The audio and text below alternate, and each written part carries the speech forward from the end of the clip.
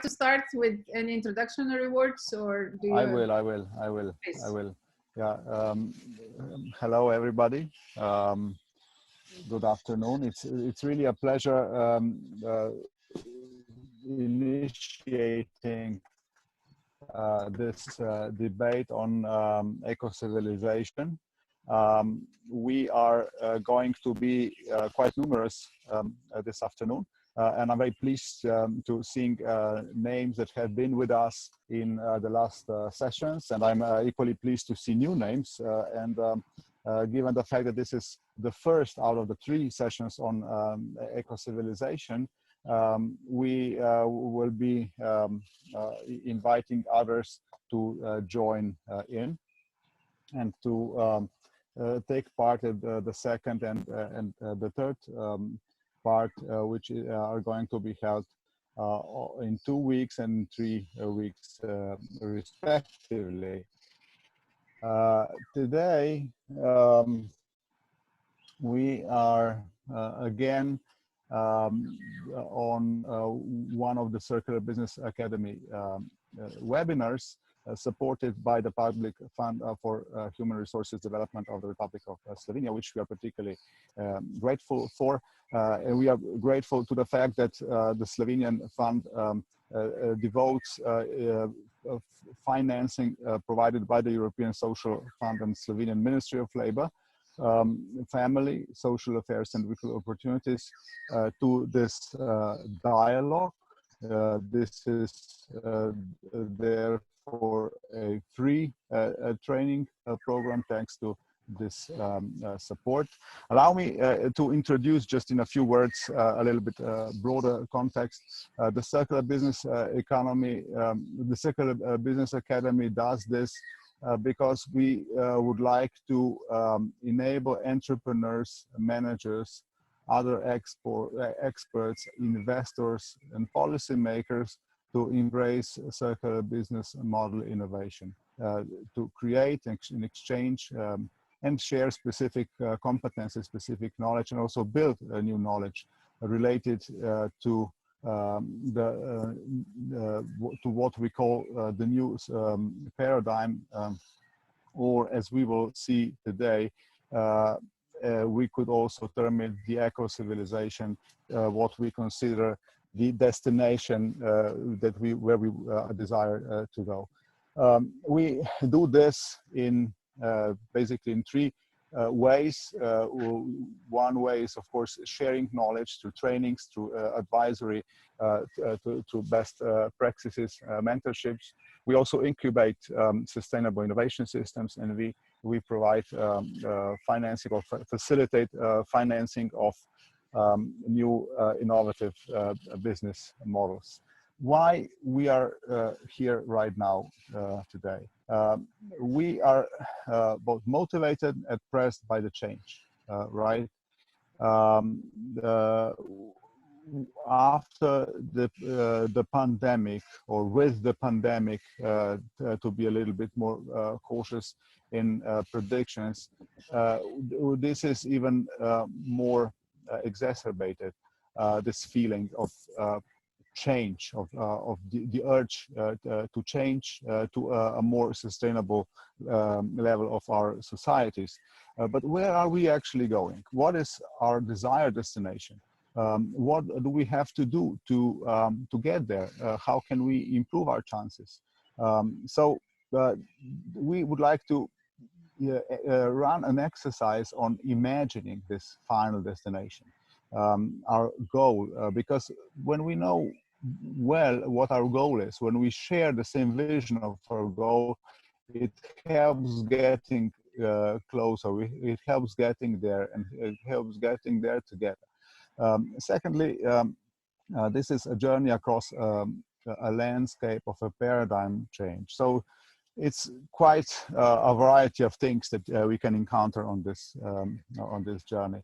It depends on many factors, whether we will get there or not, how we will get there.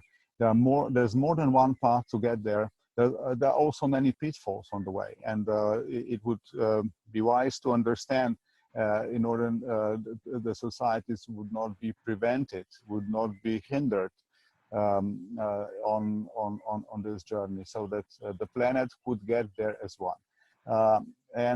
What we would like to do ideally is to enable us all to be to develop scenarios and to follow the preferred scenarios on this journey. Of course, this is a continuous activity. I believe very useful to every practitioner, to every entrepreneur, manager, policymaker, and other people involved in this interesting exercise. That would be the desired result of this workshop that we are going to roll out in three parts. It will help us understand better the future. How do we develop scenarios? We will do it in a very simple way. We will define critical choices of this journey. This is our homework, to deduct from this debate and further debates, what are the critical choices, the societal choices in the first place, organizational choices, but also individual choices in all this. We would try to align them on our itinerary towards the eco-civilization. And we will define the factors that influence the outcomes at each of the of the choices, of each of the stops, let's call them. We will try to understand how they will influence our choices, what impact they will have, and how they interrelate among each other. So this is how we can combine them, and we can then develop the story in which we believe. There will be some homework to do from this till the next one. You are going to be invited to write a short essay and imagine the desired scenario, and this would be your story. Alternatively, you can also identify and choose two articles that explain the rationale of a preferred scenario from your side, why and why they help us understand the future better. And we will publish the best ones at the CBA Conversations section. We will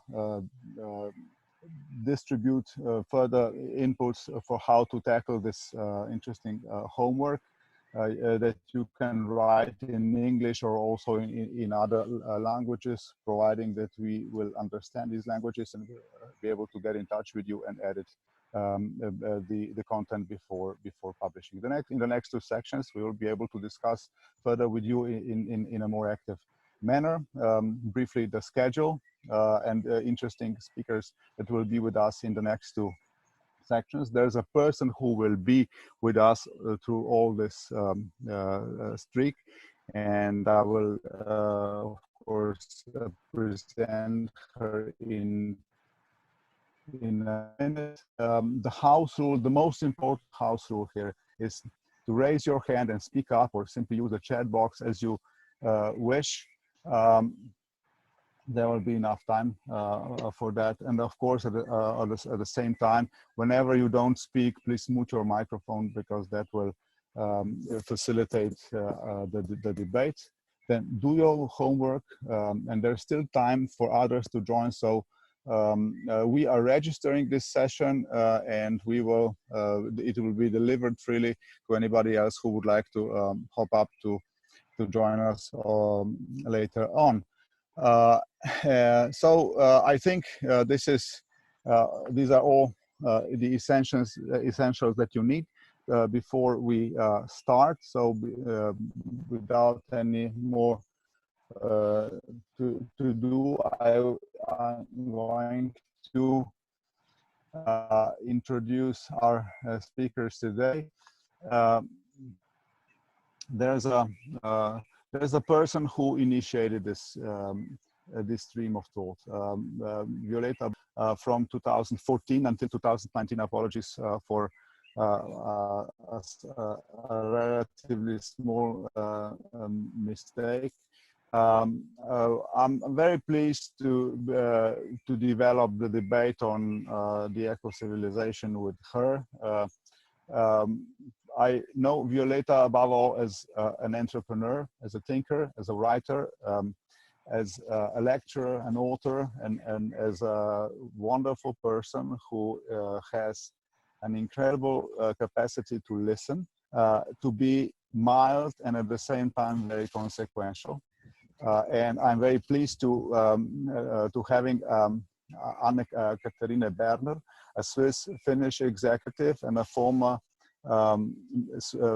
minister in the Finnish government for transport and communications.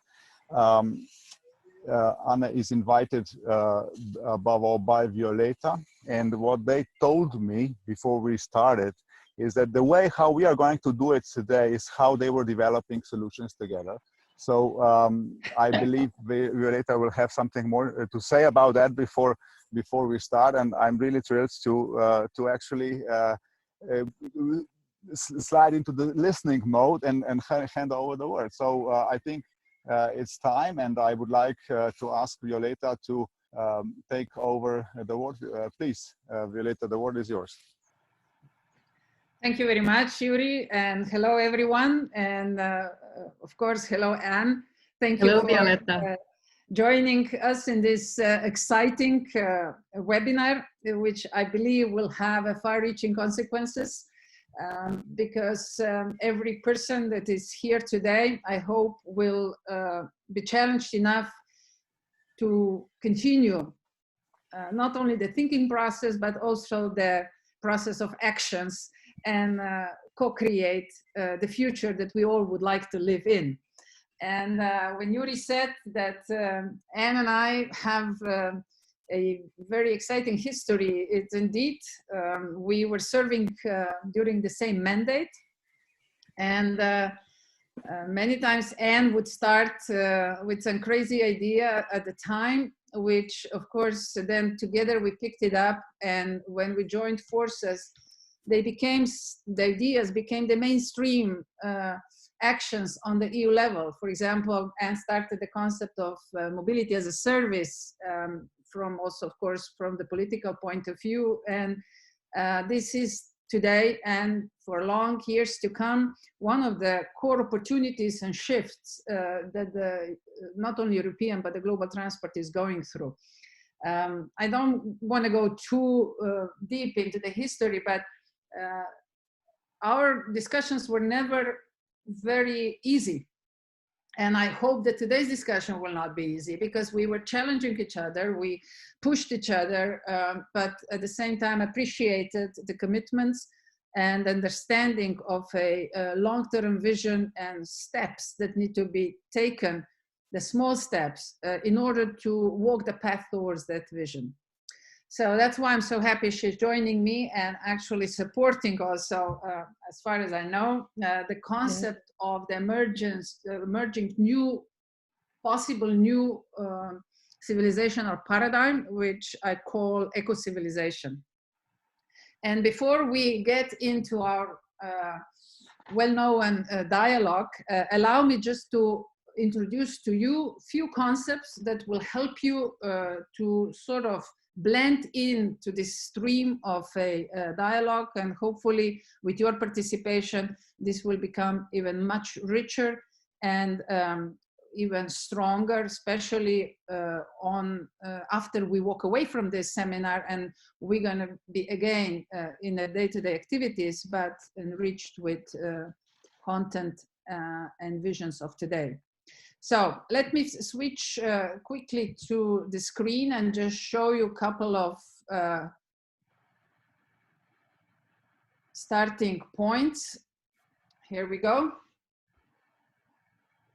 So what is really the purpose? Yuri explained really well, but let me go into what prompted me way back already in the 1912, 13, 13, to even start thinking this direction. And just lately, this kind of materialized into a concrete concepts and models. But the questions that have been popping up throughout the last 10 years are really related to the way how we relate to each other, the way how the organizations relate to each other, the way how individual relates to the organization, and of course, how the society, what's the role of the society in all this. The challenges, for example, is it really this egocentric top-down society? The only thing we can imagine when whoever I talk to feels that that's not where they want to be. Doesn't feel comfortable. It doesn't feel like free, that you could really engage and fully co-create the future.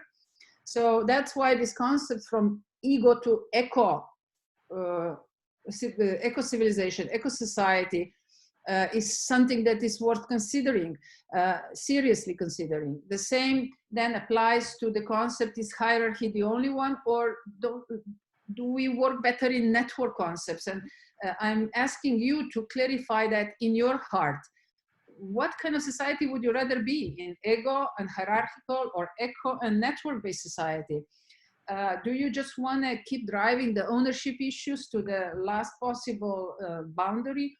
Or do you think we could start discussing also responsibility, and not as a heavy topic, but as something that is just part of our way of thinking, which of course then we cannot skip the topic of profits. There's nothing wrong with profits.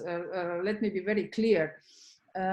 Profits are calculated, and they are a result of our work. But the challenge is this crematism, and offshore businesses, and just putting the piles of money together just for the sake of watching it, like Uncle Scrooge is doing in a cartoon. Or do we have here an opportunity to really spread the value, share the value, and then through that allow the society that it can reinvent itself faster, and really constantly support in a positive sense the changes that we need in order to respond to the natural cycles, respond to our emerging needs, which are genuine needs, and of course to keep society in a vital stage. And we could go on and on and on. I don't want to spend too much time on this, because you can read more about it in a file which we will share with you.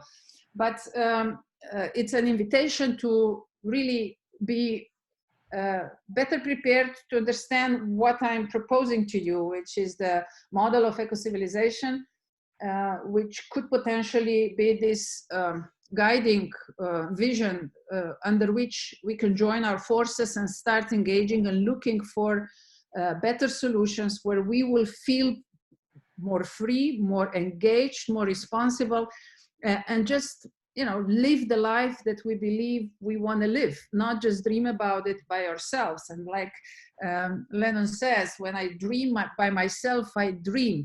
When I dream with others, I create.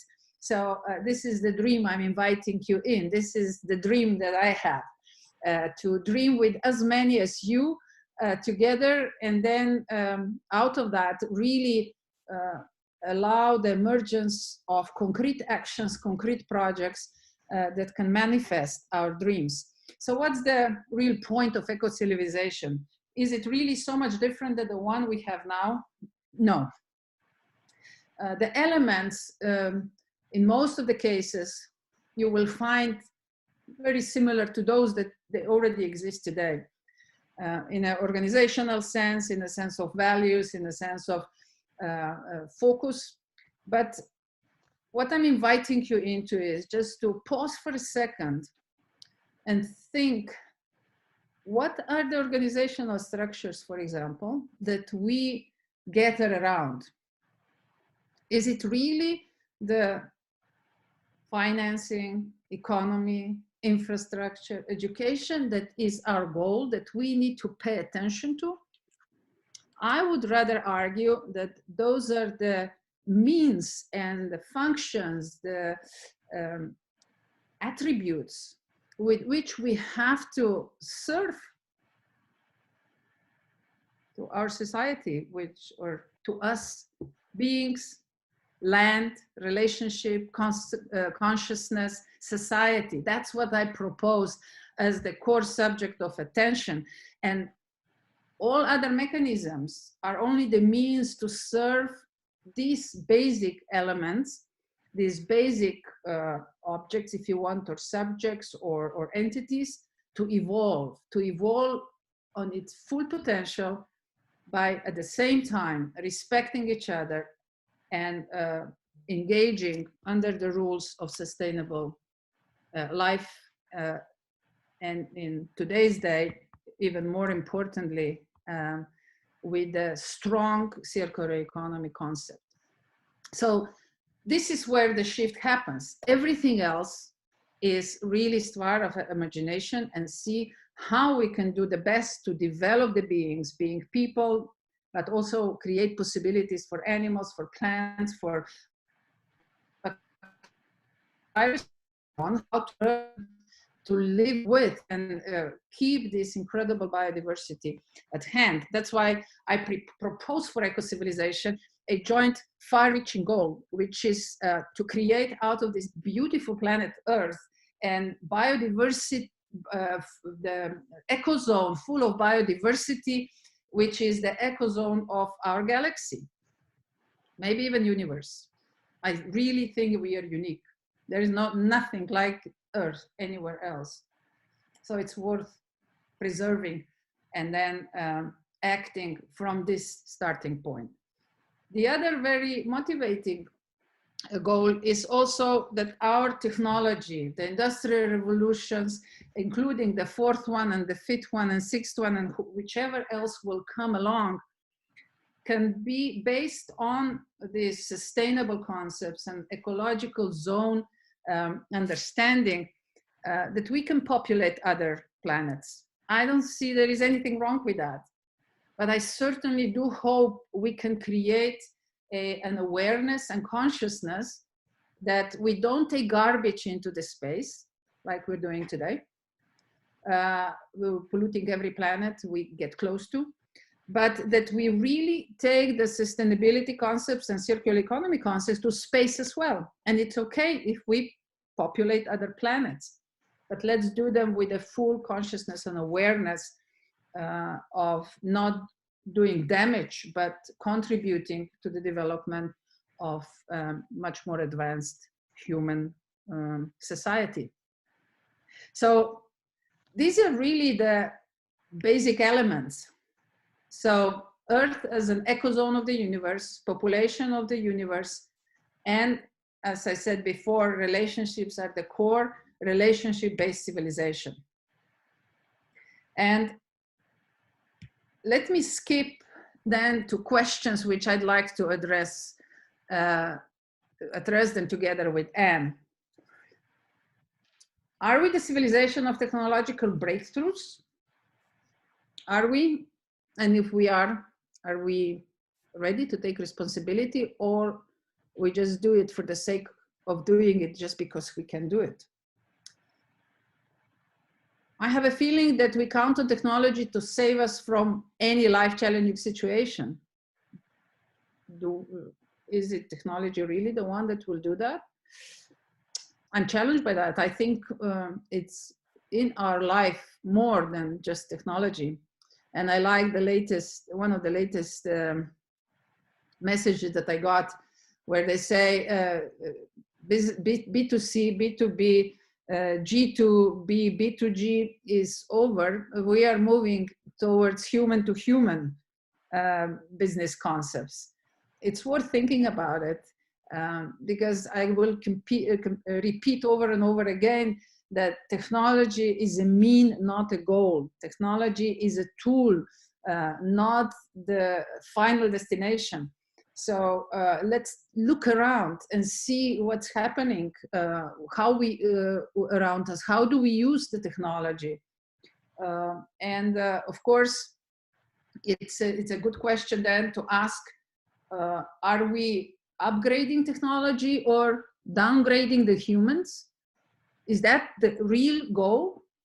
My dear friends, personally, I believe that this body is the most profound and incredible mechanism, but we are constantly minimizing it to a automatic machine that just needs to do whatever somebody says that needs to do, without acknowledging that it's an incredibly powerful being with capacity to understand, to create, to judge, to take rational, emotional, and spiritual decisions. But somehow we cannot get to the point that we would acknowledge that in the society.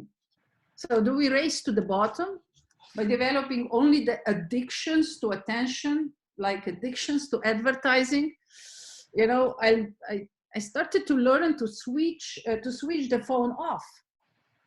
Not off in a sense of off, but put it on mute, and just time to time, I come close and check what's going on. Otherwise, these beeps constantly keep my attention to the phone, which I think is wrong. So it's nothing wrong with the phone, but it's wrong that my life started to develop around it. So, and this is something I hope that within the concept of eco-civilization, we can seriously challenge and offer better solutions. And of course, there is a big question of data ownership, which I certainly would like to discuss with Anne. So let me stop at this point and bring on board Anne, ask her first for some reflections. And then, of course, I'm looking forward to engaging with her into a real dialogue. Anne, please. Thank you, Violetta. And I have to say, it's a real honor to be with you here today. I have cherished the moments that we have met during the past years when we had our mandate, you in the European Union, I with the Finnish government, both of us with transport.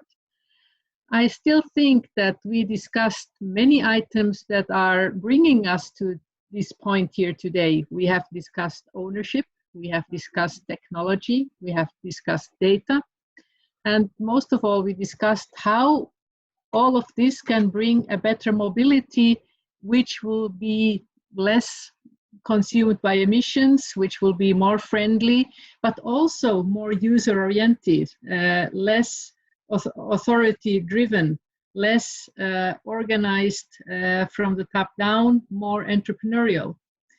And so a lot of the things which you mentioned here today bring me back to those many discussions. I think also that the past 2 months with the COVID-19 situation everywhere has also taught us again something new. It has taught us again how quickly our public transport has been challenged, how fast we lost trust into the systemic environment that we have, but also how quickly we actually forgot about democracy, how quickly we were able to come together and make quite authoritarian decisions about our civilization and about our societies, because we were faced with a threat that was non-political. We were very easily giving up on many of those things which you mentioned as being at the core of us today.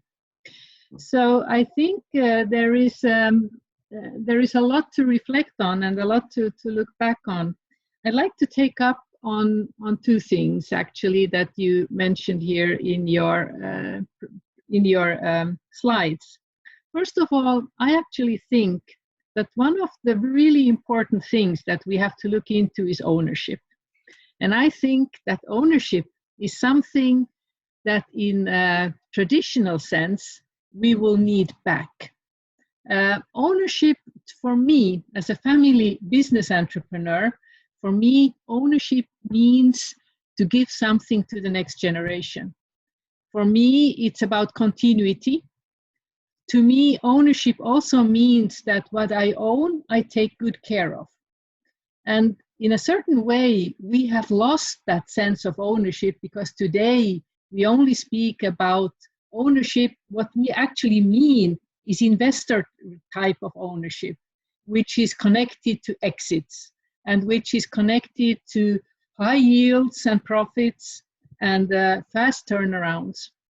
But at the core of our civilization is the crucial right to protect ownership. And I think this is something we should never lose, because right now we should really think how well we look after the things that we own and how badly we look after the things that we are just using. But having said that, I now contradict myself immediately. I think when we think about technology, we think about data. And when we think about data, I think that the thought about ownership is not relevant. And I think that when we speak about data, we should really stop talking about ownership rights. We should really speak about user rights. And we should really speak about that. How can we make sure that, may it be a government, which will need user rights in order to create a good transport system, we will need the rights to use the data of the transport. But on the other side, when we look also at COVID-19 and all the healthcare issues, we are looking into the discussion of user rights of data in order to provide the best possible care. So I think when we speak about data, we have to redefine our concept of ownership, but we should never go away from what we have defined as the basic human rights, which include the high protection of ownership, and we should rethink of what we mean with ownership. And I have always, as a family business entrepreneur, always defended the idea that we should never mix ownership with investor thinking. We should never forget the stewardship that is connected also with ownership. The other point which I wanted to address is technology. I think that when we look back, I think we are easily speaking about the 4.0 industrial revolution, but when we are looking at, we are also about, in a certain way, we are in a phase when we are looking about technology where we say that in its first phase, technology really replaced the human labor, our physical labor. And it made life much easier for us when we didn't have to use our shovels and dig things out of the ground, where we could replace machines in order to use our manual and physical labor. It gave us a prolonged life. It gave us a more healthier life. It gave us also more prosperity. And it took a lot of our people all over the world out of poverty. In our second phase of technology development, we entered a stage where we were looking at how can we replace some of the manual work that we are doing. Now in the third phase, we are looking at how can we replace some of the intellectual things that we are doing. Artificial intelligence, machine learning. Some of it is to the benefit for us in healthcare, in being able to screen enormous amounts of data, which the human mind would not be able to do. We can have machines look at radiology, at enormous amounts of healthcare data and create better, safer lives for those who don't have access. We have robots to support children when they are walking and standing, whose physics can't do it. We have a lot of things where it's good. But now we come to the fourth phase, where we have already machines learning to think and trying to feel like people. And then we come to a phase where we have to say, where are the benefits and where are the next phase? What is the sort of the core advantage of us being humans? How can we benefit and create prosperity and live a balanced life alongside the technology development, which has brought so much good to us in so many ways? How can we manage that balance? How can we make sure that we are still always looking at solutions where mankind is in charge and not the other way around? And how can we look at the regulation in such a way? And remember the discussions we had on transport, where we said that yes, automated vehicles, but there always has to be a human driver, but he hasn't to be in the vehicle. He can be remote, but always an individual person in charge. Yeah. And this sort of the question is, how can we make, and I like what you say when you say that technology is not the means, is a mean, not a goal. And the question is, how do we use it? And this is really something where right now we are in a position where the COVID-19 has put us all on remote. It has put us all on using Zoom and Google Hangouts and Teams and all these. We are learning social distancing or distant socializing, and we have to adapt ourselves to a new normal, which is very much now orientated by technology. We learned it in a few weeks. We have completely adapted already. And now really the question is, how do we now move forward? And how can we make sure that we develop the right technologies and that we learn in a certain way to find the right balance in this discussion? What do you think, Violetta? And this is a great little break and move towards our dialogue. Let me just briefly point 3 elements that you raised that I would like us to have a discussion on. First, which you were very clear on, which is it time for users' rights instead of ownership? Yeah, and we saw that, for example, in China, they understand in most of the cases ownership, especially of data, as a state ownership. Yeah, in the United States, whenever you talk about data, you most of the time talk about corporate ownership and sometimes state ownership, but never about what EU is trying to do. And it has, of course, a lot of obstacles and difficulties to introduce that, but it's a very healthy alternative to the other 2, is that we move away from a discussion of ownership, as you invited us today already, and to move towards users' rights. Yeah, and this is an area where we need to say a few more words, just to help our audience to continue to think in these terms, because for me, this is one of the fundamental elements of the prosperous civilization, so that we really make sure that we understand that data are very much is related to rights, not so much ownership, because through ownership it's so easy to deceive everyone not to think about rights, but this is the basis for a free world. Mm-hmm. So would you mind if we first discuss that, and we will come back to your question as well. So I know you have a very strong position on it, and we were very vocal in defending it on an EU level. Let me just say that personally, I see this shift as one of the fundamental shifts in empowering individuals, empowering the society on a democratic way, and really understand the consequences, not just the first step when we generate data, but really what we do with it. Yeah, so what is the next step? What is the next step in the data use, and who can benefit from that? And at the same time, who is really generating it? And just to help our audience with a very clear example in mobility, we had this discussion very often in the last two years, since we started to seriously talk about connected, cooperative, autonomous mobility.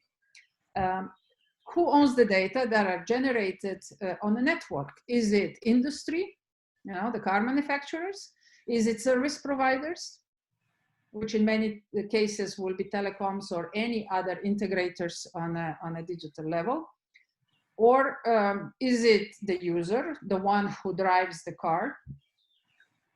Is it society or the community through which the car is driving, because it provides the infrastructure and or other facilities around? So we can keep sort of decomposing this ownership as much as we want. And then all of a sudden comes this idea, maybe it's not about the ownership of data, maybe it's about the user right. Who are the users? Let's turn the picture around and take a look at who are the users, and how is the behavior of the user in this kind of conditions? I mean, are the basic human rights violated, or are they supported?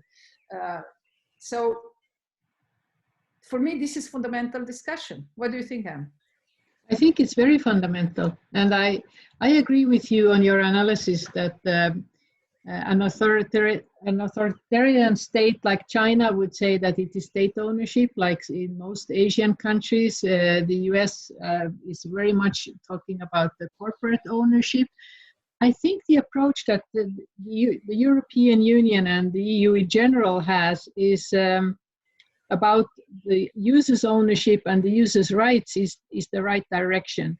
I think when we look about it, and like you split it very well between the car manufacturers, the telecoms, the insurance companies, the infrastructure holders, the actual drivers of the vehicles, each of them are providing elements that bring together a set of data that is not happening without one or the other. And so the users, the data ownership becomes a complex issue. At the same time, we think in a European context that the user, the driver of the vehicle, has to have a right to his own privacy on the one side, but also has to have a right to the data that is created by the choices that he or she does as a driver of the vehicle. And so there comes a certain idea that if you take the retail, for instance, we would say automatically that the choices that we do as consumers are our choices, they are our data, they are our means that we create. But at the same time, we are, of course, enabled to do these choices by many operators. But I think data is becoming more and more a currency in a certain way. And it's a cliche in one way, but we are already today in a situation where we as individuals get advantages if we give our data. And so we trade with our data, whether we like it or not. We are already trading our data. We are collecting points, or we are getting advantages or discounts or others by sharing our information. And so I think the idea of having what we call in Finland the concept of my data, where we say that basically the individuals are the holders of the data, and we have to agree on user rights for all the parties that need the data in order to be able to make the society function in a certain way. There is no automated transport systems without that we agree on user rights for the data. We need to know how the vehicles are behaving in order to create an automated transport system.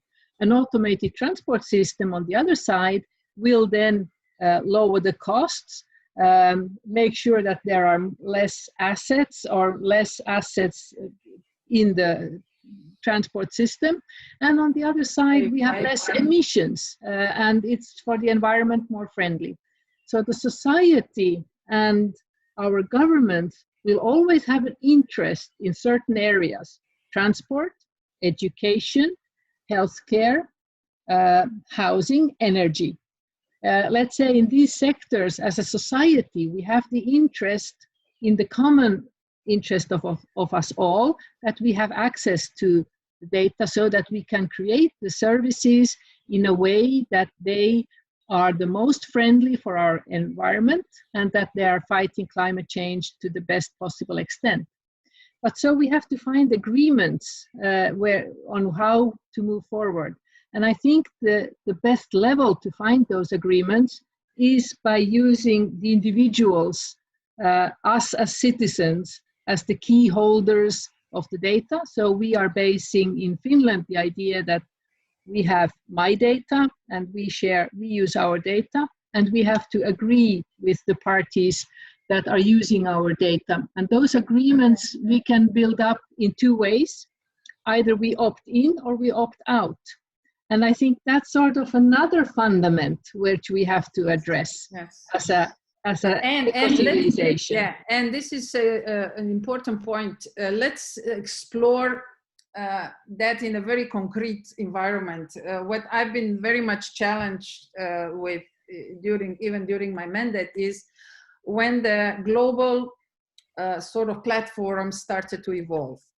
And these global platforms, the only interest was to have the complete control over the consumers or users' data and financial flows. Yeah. Yeah. We know who we are talking about. We're talking about mobility platforms. We're talking about touristic platforms for renting apartments or flats when you travel and similar. The typical situation, which of course became a very challenging one, is that these platforms were run from somewhere, from some sort of global location, most of the time from the location that gave them a big tax break in order to take global dominance. At the same time, they were only paying really low-cost jobs which were delivered in the local environment, without ensuring any kind of education, no social security, no really workers' rights, if you want. And above all, they were using the infrastructure in the local environment, built by local taxpayers' money, which they never paid anything for, because all the profits, all the money was taken somewhere else. We're going to just leave it at this point, wherever these profits ended up. So this is really the story about data, isn't it? It's a story of who owns data and who makes money out of this data. What do you think? I know this is one of the sort of it's one extreme end which was enabled by the data that was available, by creating algorithms which became extremely successful and easy accessible. The question now is, how can we cannot undo the development, but the question is, how can we make it a more sustainable development? And I think we have discussed this one also a little bit before. We have to redefine our competition laws, and we have to redefine how do we regulate the market. And I think, and this is something which I discussed very much also here in my own environment, it's not an easy discussion, but you can, I think, regulate the market over the traditional competition laws, which the data economy is not very well included in, or you can start regulating the market over the data. And I felt that we should a little bit let go of the traditional competition laws, open up the markets more, like, the taxi market and others, so that they're more entrepreneurial driven, more freely accessible, more open, but then regulate the data and regulate access and sharing of that data.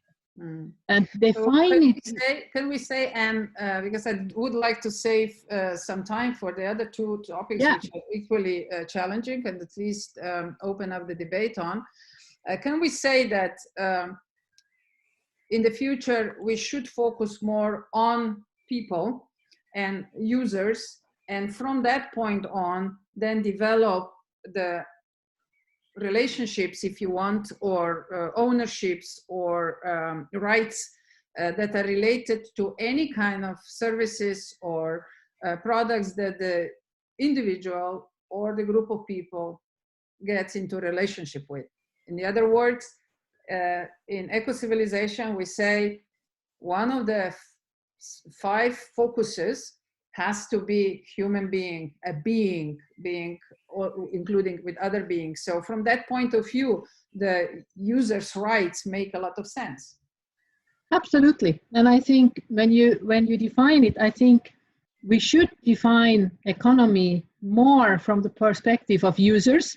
And we should always make sure that the user is handling their own data, that the user has the choice that he can make between different services, and that the user with his data can sort of provide the fuel that goes then into creating different kinds of services.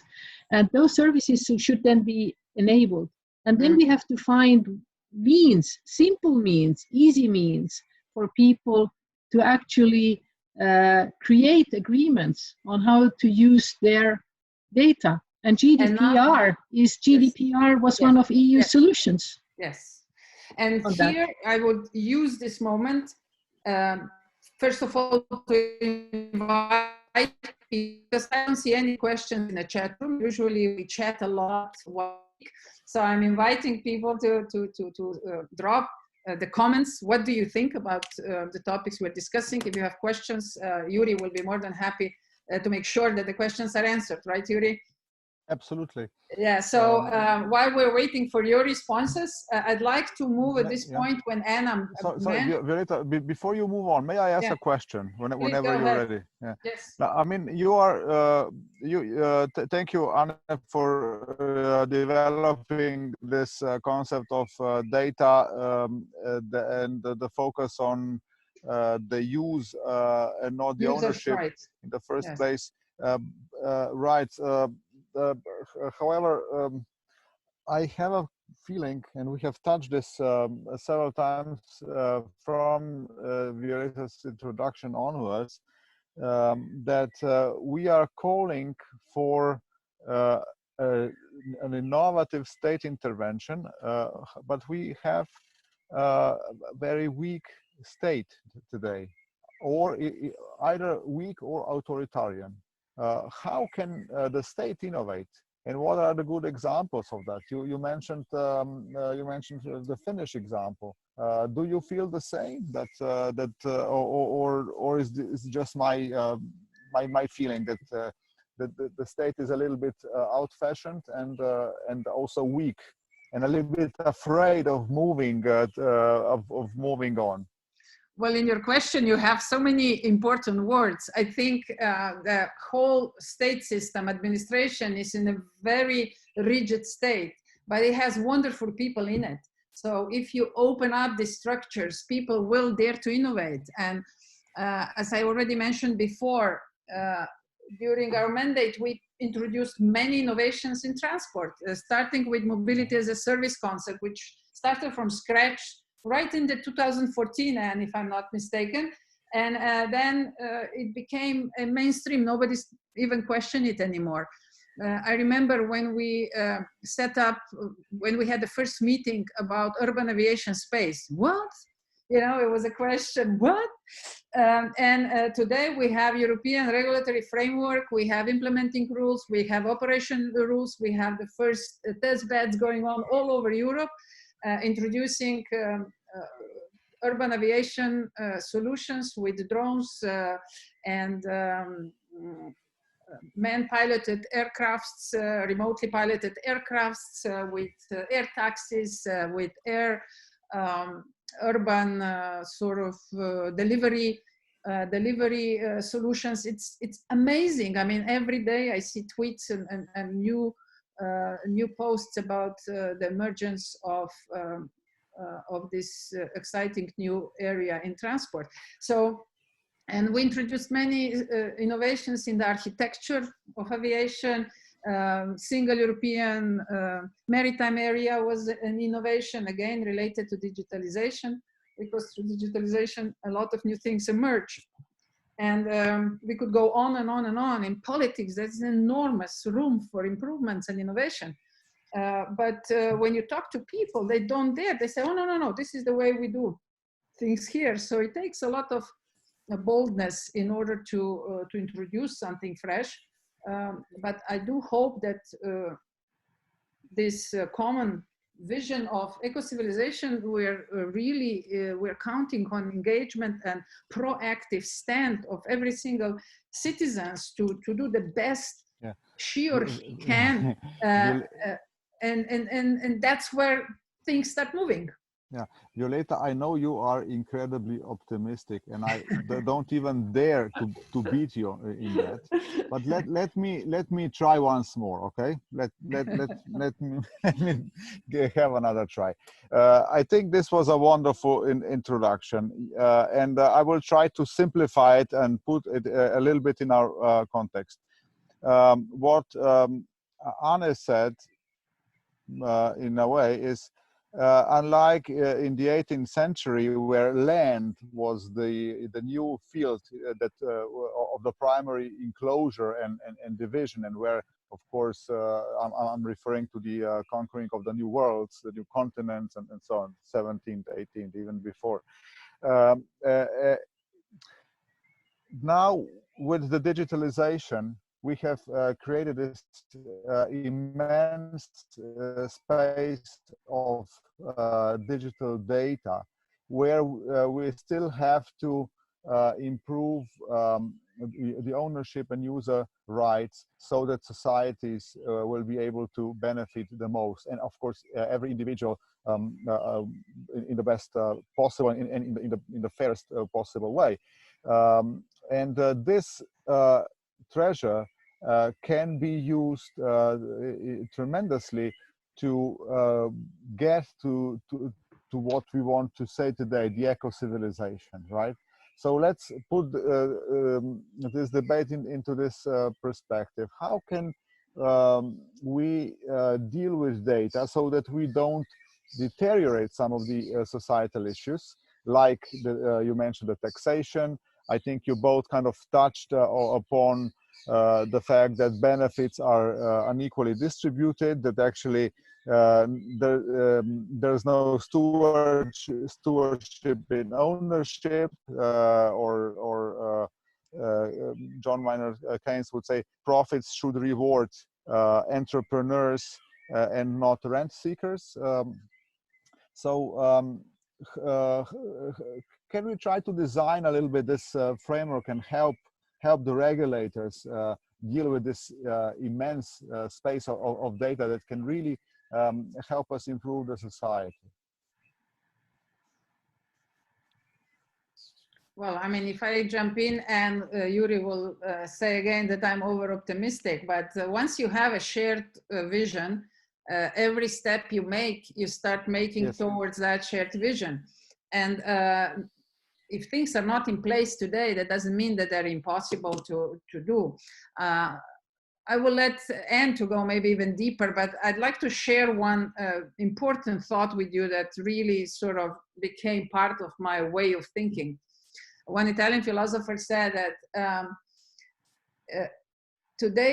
after the coronavirus, it's very likely that we will end up with a much more controlled state, with a much more surveillance capacities, and less freedom. And this is a very likely scenario. But he also said that there are many other options.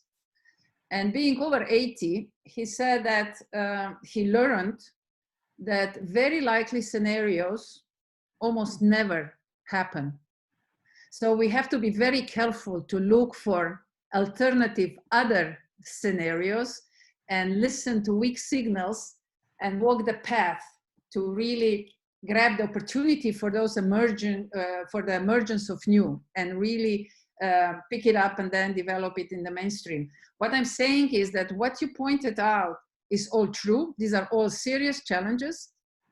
But within the existing structures and with the existing understanding of our future, I would dare to say we won't find the proper solutions. So that's why I'm inviting everyone to co-create this new vision within which these new structures, new regulations, new standards will emerge.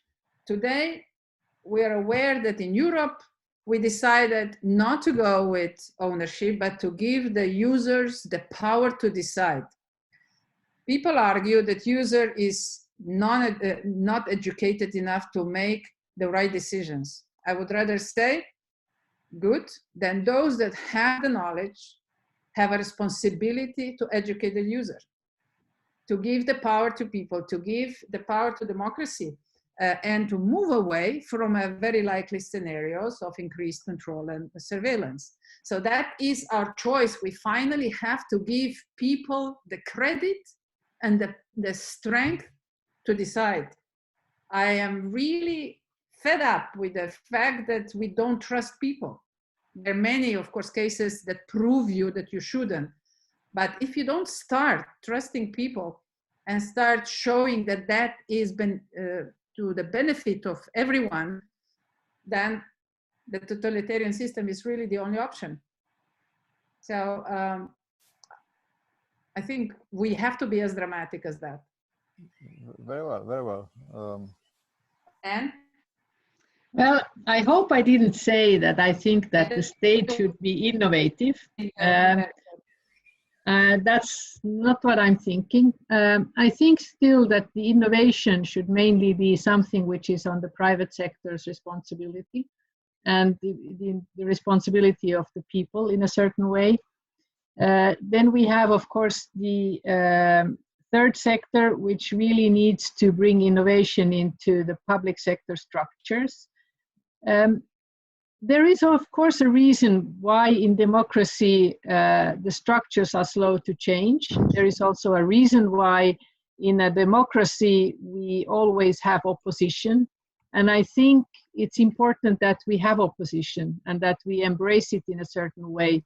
And I think it's also extremely important that we are learning in a society to tolerate difference of opinions, and that we should have a very high level of tolerating different views.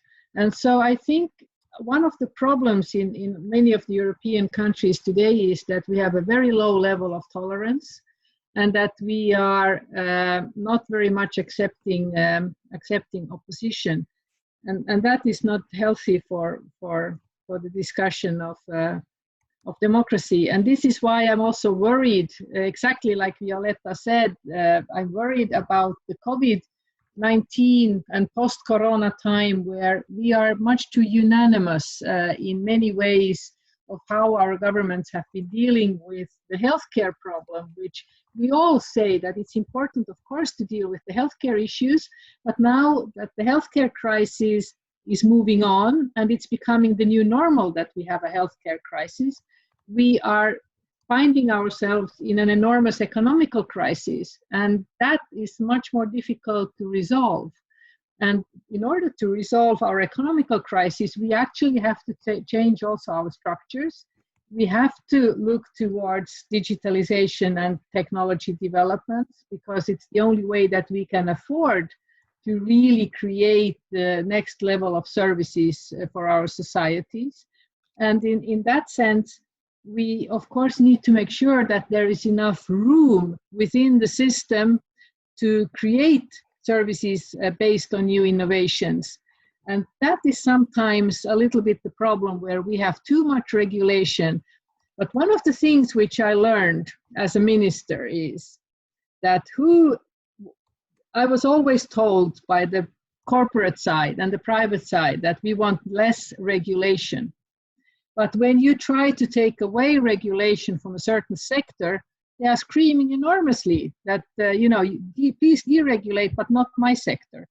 So every sector wants to be protected by regulation and having some sort of advantage. And even today, now that our governments are insecure about how to reopen restaurants, the restaurants are all saying, we want to have very clear rules, instead of saying, let us be without rules and let us base it on our responsibility. And let us be responsible as entrepreneurs. Let us be responsible as consumers. Let us be responsible as members of our society facing a healthcare crisis.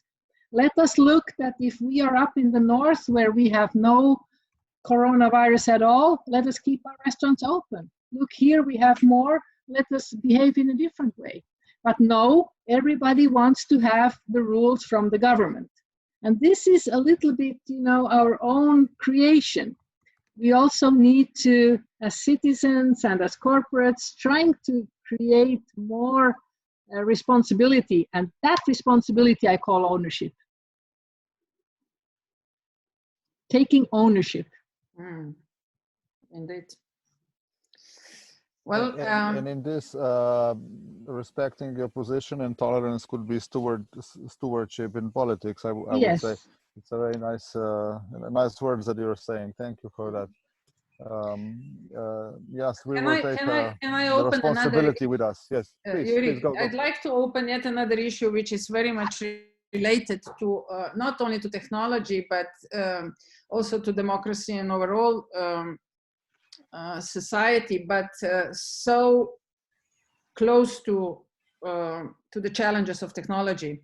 First, I'd like to, I hope, Anne, I speak in the name of both, and also Yuri, that even in a new eco-civilization, technology will play an important role. Yeah. While saying that, for me, one of big concerns is who controls those that create applications, who controls those that create computer solutions or digital solutions, if I may say. Solutions becoming so complex, and while still in mandate, I know that I remember one of the very important challenges that was on the table was how to ensure that applications and IT-based solutions are not prejudiced. Who are the people who develop the applications? Who control the logic or business models that are embedded in artificial intelligence? Because we already noticed that even today, and we have watchdogs all the time present, that some of the applications, especially the global ones, portal-based, they make already some strange choices, with strange preferences, downplaying certain characteristics that are typical for certain user groups. So, and we are not even talking yet about full-scale artificial intelligence. So what do we need to change in order to make sure that technology stays a tool and that is a democratic tool? My concern is about more and more close user groups where regulators have no right to play. Is that the right decision? Because within these closed user groups, the very proprietary rules are being exercised. And yes, you can say it's a free people's choice to join these closed user groups. But what's above everything, democracy or technology? What do you think? I don't think that they are, I don't think that it is either or. I think we cannot have a future development where we exclude technology, because technology is something that is, it is a part of our development. It's part of our evolution in a certain way. And the advantage of the technology is actually that the human evolution is much slower. And so as humans, we have a natural built-in system where we resist change, and we resist change where we are worried that we lose more than we could possibly gain. And so in our system, we always resist change. And that is something you never forget when you are 4 years in parliament. Everybody is against change.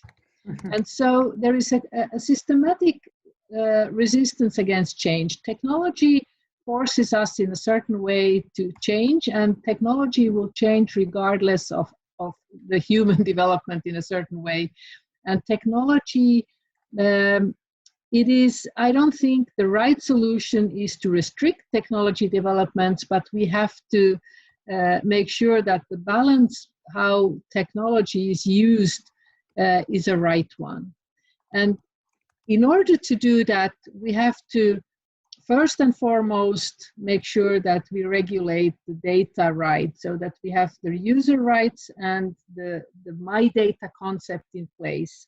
Secondly, we have to make sure that we make sure that our education is good, so that we are able to handle data, so that we can actually analyze data, read data. It is a basic fundament that we need to understand, is that in the future people need to be able to read data like they read today alphabets. We have to be able to understand what data means and to analyze it in a certain way. This is very much also skill question. We also have to make sure that we don't require skills in education that are no longer necessary. So because we have so much data available, we don't need to learn it by heart anymore. So we should also go away from those requirements in certain ways. We also need to make sure that algorithms are based on transparency, so that, and this is something that regulators need to agree on, so that algorithms need to be transparent. And in order to do that, we have to find out, again, I come back to what I said before, we have to redefine our competition laws. What is today a fair competitive advantage? Some of the competitive advantage when I was 25 and started in business was, the amount of goods that you had in your stock or your warehouse. That was confidential information, because that was your competitive advantage. It was your assets, it was your value. Today, we give direct access to our stock positions to all consumers. It's no longer our competitive advantage. Today, it's somewhere else. And we need to make sure in the future that we place the right competitive advantage level in the right place, so that algorithms can be transparent. If we say that the algorithm level is your competitive advantage level, we might have some challenges. And then I think also that we need to somehow make sure that we have all the liability issues in place, so that we can say that whatever happens because of machine learning or artificial intelligence, there is always a human responsible. And so the liability insurance issues have to be correct in that sense. We cannot place the responsibility to a machine. We have to make sure that there is a responsibility mechanism behind, which is always based and traceably back to humans. But I think also that the innovation environment should be open. When we firstly had the developments of the internet, it was unregulated, it was open, it was accessible to everyone, which actually made it what it is today. We couldn't today imagine our lives without the internet. It enables us to communicate remotely like we do today. It gave access to information to so many people. It raised our education level in many ways. It has its dark sides and it has its bad sides, but the good sides are overwhelming. And so the question is, how do we create a similar approach to the artificial intelligence and machine learning issues, where we can actually see the good that it can bring and we can contain the bad that it is? And I think in order for that to be, it has to be very open. And can I jump in here? Yeah, can I jump in just for a second? Because this comparison with the internet is really, really important for the concept of eco-civilization as well. When internet was designed, there was a very clear vision. Let's forget it that it was in the case of the nuclear war, but yeah.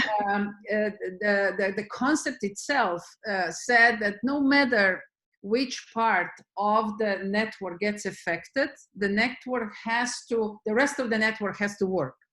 So with the old technology, prior to TCP/IP protocol and internet-based structures, this was impossible to ensure. But with the internet concept, I see as a really good example for the technology of the eco-civilization, where each node is equally powered and it has pretty much the same rights regardless of how big the corporation or individuals are behind it. So it depends only on the number of connections and the attractors that this node has. If we take a look at the structure of the net, yeah. So from any part of the world, you can access any node that has an IP address on the internet. So for me, that is a truly democratic tool. Of course, like many other things, it got misused in many times and darknet got created.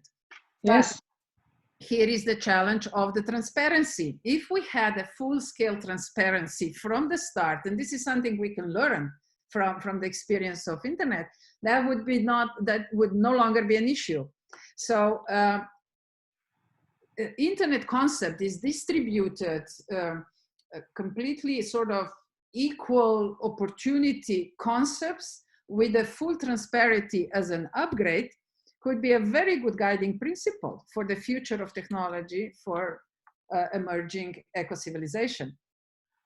Yes, I think so. Yeah, and it's also a very powerful concept in a sense that it empowers people. So it's not dominating, but it offers a space within which people can engage. Yeah? Yes.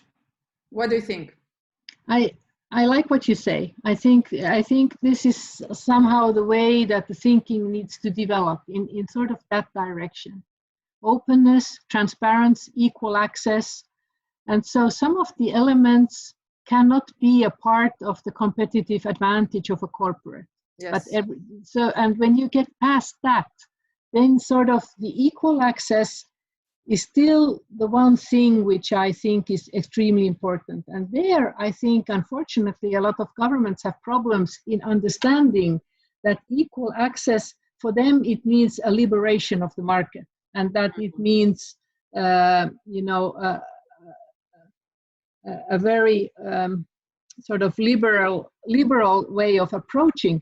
But I think it's the most secure and safe way. Mm. But let me now bring another topic to your attention. I know that you're very passionate about blockchains as well. You've been following it from the first day. You will even run some sort of think tank on that back in Finland. So blockchains, when they came about, they were generated by so-called internet underground in a sense of positive sense. They wanted to bring more democracy back to internet. It took off and it becoming one of the biggest buzzwords and attracted a lot of attention, and many corporations are now using it already for the closed networks and for the base for their closed business models. What are your thoughts on that? I love the concept. I have a concern that it's going to be jeopardized by corporate environments again, and it's going to become, instead of the most liberating and democratic tool ever, ensuring the transparency and everything, again, as a platform to create more monopolies. What are your thoughts? Well, I would like to work for that it would not create more monopolies, but that it would create a liberating a means, again, in a way that we can ensure openness and transparency.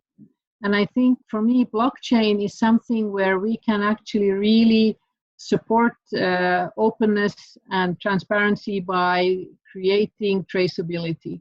And in that respect, I think it will be extremely important for circular economy to have the traceability. I think it will be important development for real estate. I think it will be very important for healthcare. So we are very much in fields which are not necessarily that much dominated by corporate for the time being. And I think also blockchain will be important when you look at anti-crime developments, may they be in the financial or cyber fields, where you need to make sure that your traceability and your chain of information is intact and non-broken. And so again, when we look at artificial intelligence, when we look at machine learning and the technology developments, blockchain hopefully could be a technology to create a tool for that balance that we need, and to make sure that we have more of that openness and transparency within that field. There is always a dark side, very good side, and so that for sure I'm anticipating. But I think it will be extremely useful. And I think, you know, with the help of blockchain technologies, we can, in the future, we will probably see the replacement of emails and other ways of communicating, and we go to the next level again. Is that good or bad? I think it will just be inevitable as a development. That's a good one. I would pick it up with a comment that was here shared with us in a chat. Natalia is asking if we could create a group of people which would work based on the principle of so-called red monkey, to have a safe place to develop eco-civilization, and then later on look for supporters to grow it bigger and bigger throughout the society. And you constantly are coming back with a very good examples that could be put together as a patchwork, and then but they need to be addressed if we want to step forward. And the red monkey concept says that innovation is always happening at the edge, and then but in order to become the mainstream, it needs to look first for different levels of supporters, because if you jump immediately in the middle of the established day-to-day life, it gets killed immediately, like, you know, like a nonsense. But if when you create all these new incentives at the edge, and you start looking first for those that believe in you, and then you start creating those that follow you, then at one point, as Red Monkey case calls them, settlers follow as well, because they always want to be right. Yeah, they always want to be on the right side. And when there is enough followers, they feel more comfortable to join in. So what do you think, Anne? Do you think that this kind of approach that we have right now, when we, you know, create different dots in different portfolios and in different geographical locations, could at one point be congested enough that the spillover can happen and the new civilization will emerge as a mainstream? I think it's a very good time for it, and I think right now a lot of the values are changing. We are also more open and observant towards a set of new values. I think we have in a post-corona time, or in a corona time where we are still in it in a certain way, we are much more connected to our families. We spend actually more time outside offices, outside our workplace. We have had to adapt into a different way of working, a different way of communicating. But also we are reminded of how important it is that we have relationships.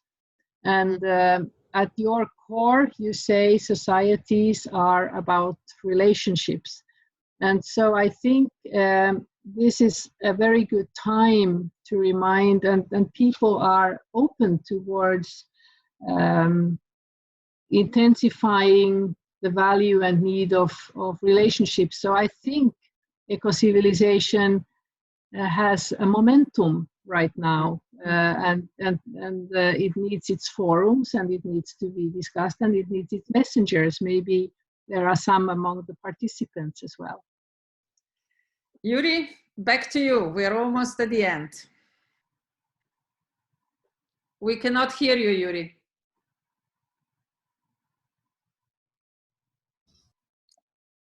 Unmute yourself, Yuri.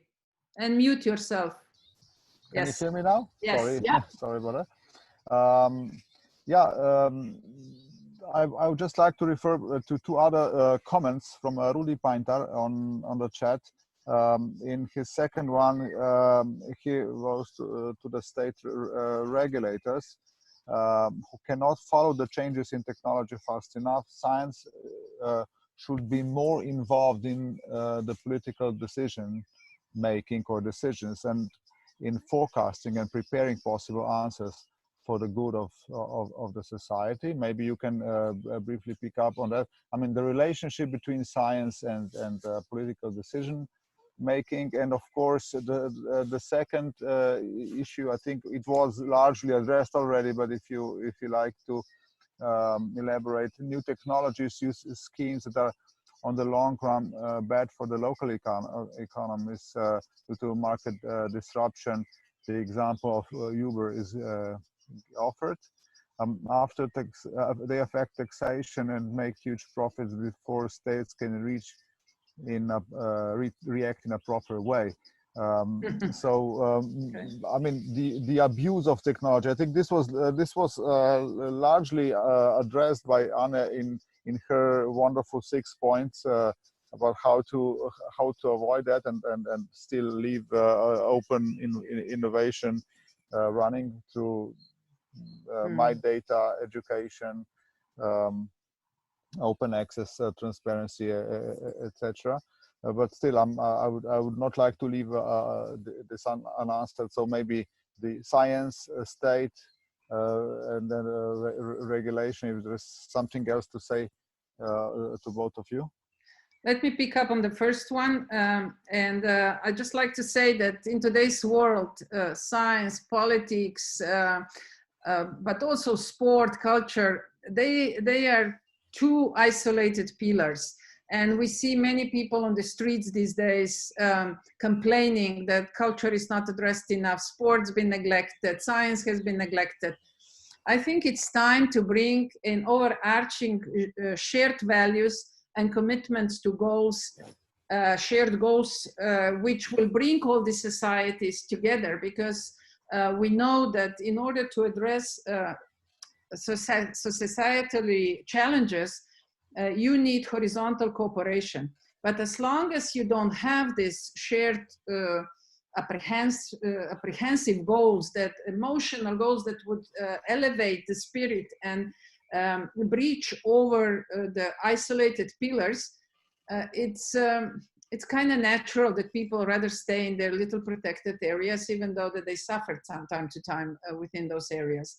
So that's something that eco-civilization concept is encouraging very much, that we put all this sort of isolated areas, like I already named them, science, education, culture, we put them in the function of prosperity of people, society, land, and our consciousness. So that these are actually part of the relationship among us or with the environment around us. And once we have that, then science will have its place, because in a multi sort of horizontal multi-stakeholder environments, science is equally important than culture, than design, than education, than any other areas. Because once you want to achieve a shared comprehensive goal, nobody can address it on its own. And again, we face that in transport all the time. That's why at the end, I'm happy we won the negotiations that in the future financial schemes, energy, telecoms, and transport will have to cooperate in a joint projects in order to address the most challenging issues of communities and societies. So let's continue to push for that. And then there will be no barriers. Then will be just who can solve and address the challenge in the best possible way. And there will always be room for horizontal cooperation. Thank you. Anna, maybe? Well, I can, I think we are sometimes, or very often, I think when you are in politics or when you're outside of politics, you hear that politics is not enough based on science or on scientific cooperation. It's not completely true. We see today when we look at the COVID-19 decisions that are made by politicians, they are mainly based on healthcare scientist advice. But the problem is that very often when you have a lot of different kinds of science and science approach, you only get one side to the aspect. When I look at Finland, Finland has made all its decisions on COVID-19 based on scientific advice, which resulted in an economic disaster.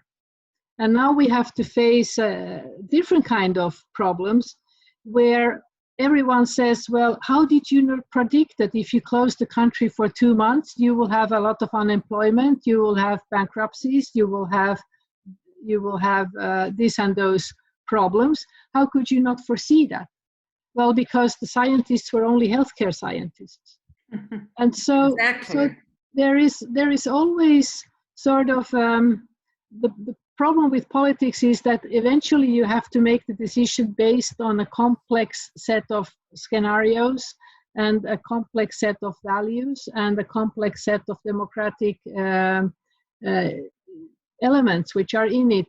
But I don't think it is never completely without any factual base, but the result might be something different. Okay. And it's not an easy task. And you know, I sometimes felt that I have been an entrepreneur all my life, and then I was 4 years in politics, and I'm back to being an entrepreneur.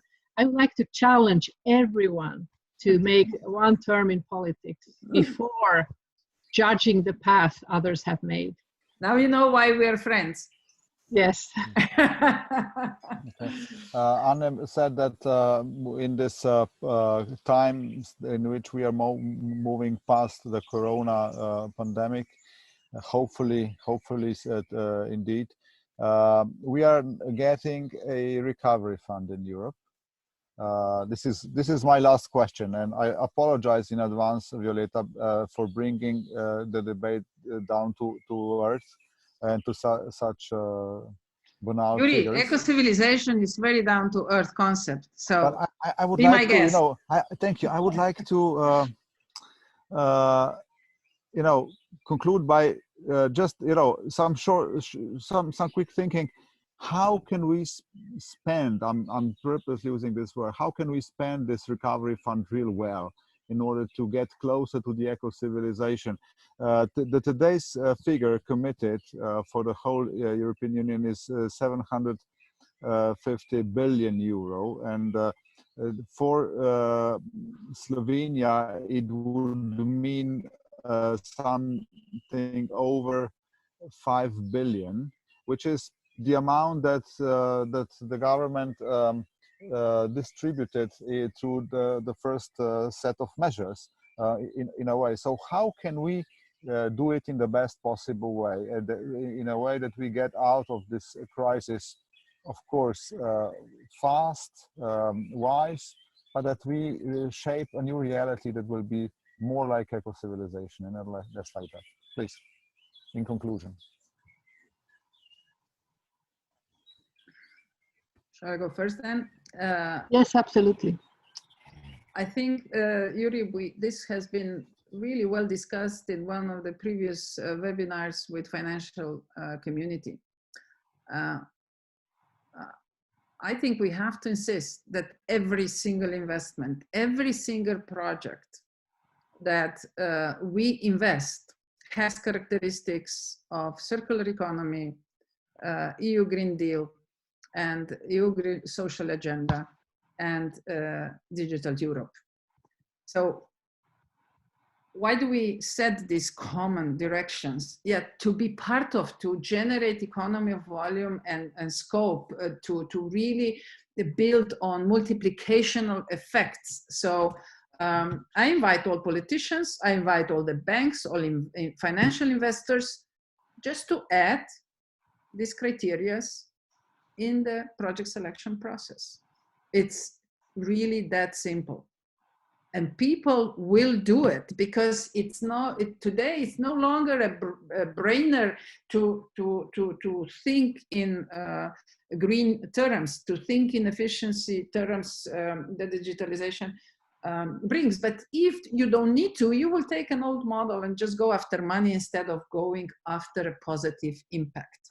So with the proper criteria, and of course, with us continue to be vocal and to raise the issues and encourage this kind of behavior, we can start walking the path towards eco-civilization.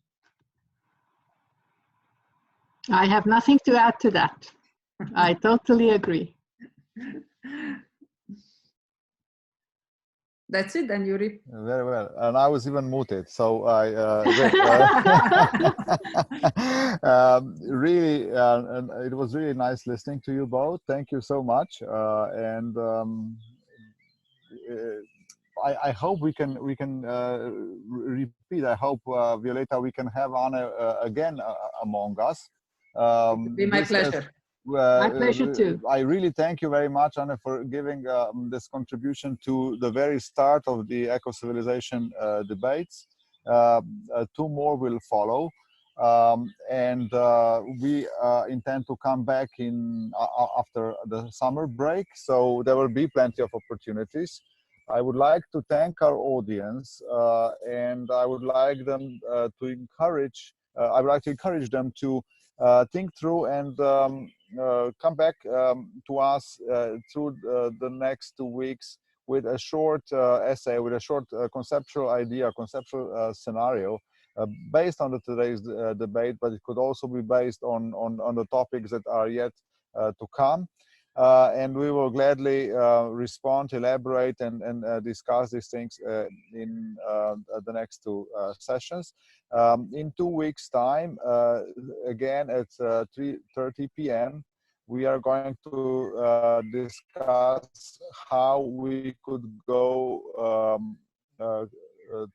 closer to the eco-civilization by the introduction of SDGs and moving more into the circular economy. There will be 2 very interesting people with us again. Christian Kreinhagen, a Dutch consultant and researcher, and Karin Huber-Heim. Some of you have met her last week, of course, together with Violeta. And on the third, in the third part, we will discuss politics and geopolitics of eco-civilization. This is coming up before the summer break. You will be served with more details by email. Thank you again for your attention. Have a nice rest of this beautiful afternoon. I hope also in Finland the weather is as sunny as over here. Yeah, beautiful. Wonderful. So it holds for everybody. Enjoy the rest of the day. Thank you so much. Thank you. Thanks. Thank you, Anne. Bye. Thank you, everybody. Bye. Ciao. Bye. Ciao. Bye-bye.